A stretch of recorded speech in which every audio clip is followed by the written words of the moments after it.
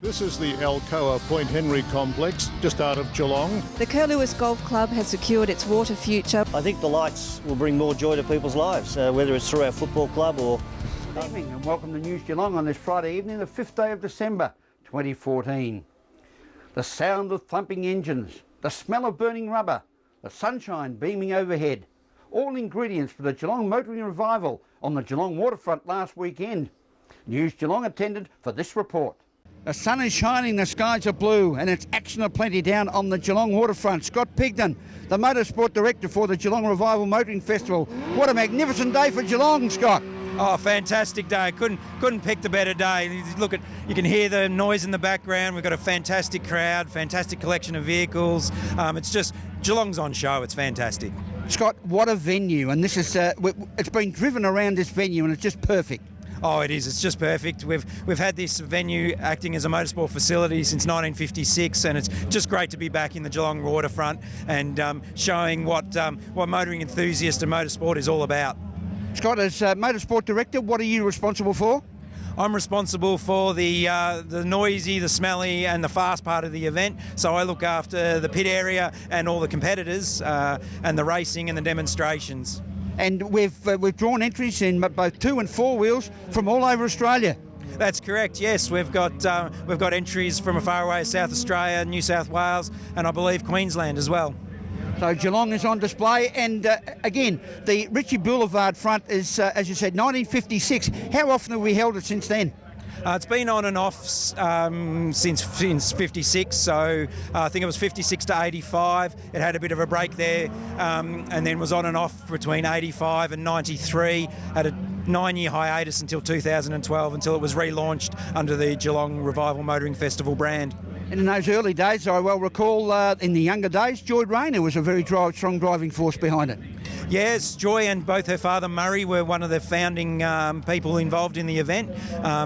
Murray is founder. I think there's a plaque down there to him. And Joy's here with us as our patron today. She's come over all the way from England with her 1904 Curve Dash Oldsmobile that she just drove from Adelaide to Darwin, and she's been doing some parade laps for the crowd. So it's great to have that family connection back again. Scott, what gives you the love of this particular sport?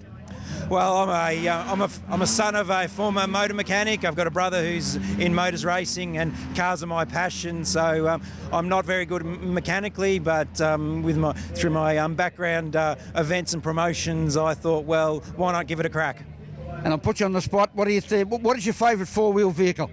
Oh, look, my brother's out there running my 1964 Saab 2-stroke, probably the noisiest car here. People love it, so it's great to see it going down the track. I'd love to be driving it, but of course I have other responsibilities. And Nicholas Heath, another great driving force behind this event. Yes, correct. Nicholas Heath, the event director, is also my employer. So without his help and the funding from the company I work with, Pace Advertising, we couldn't put this on.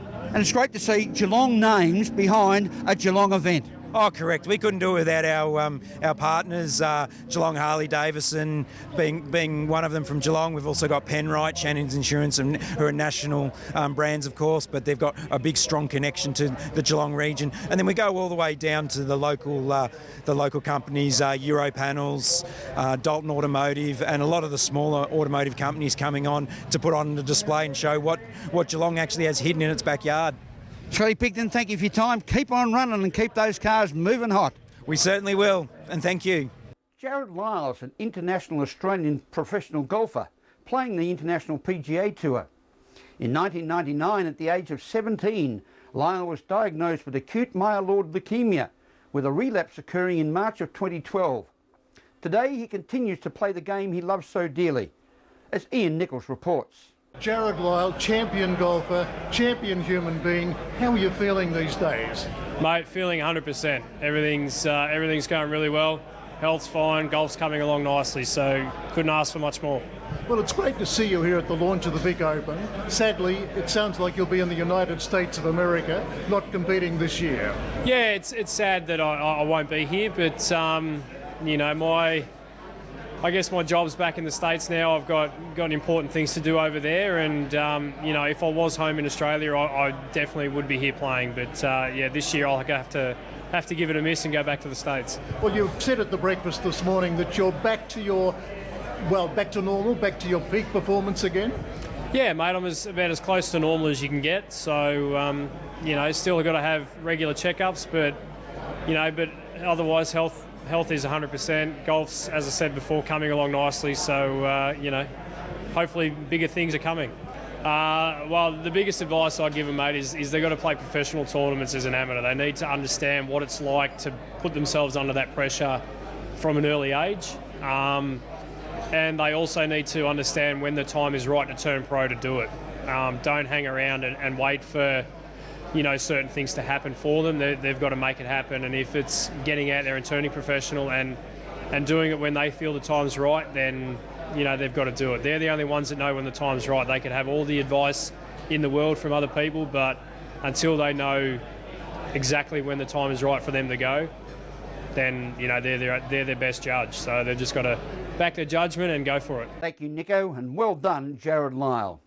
This is News Geelong on this Friday evening. As we go to a break, we'll be back with more after this.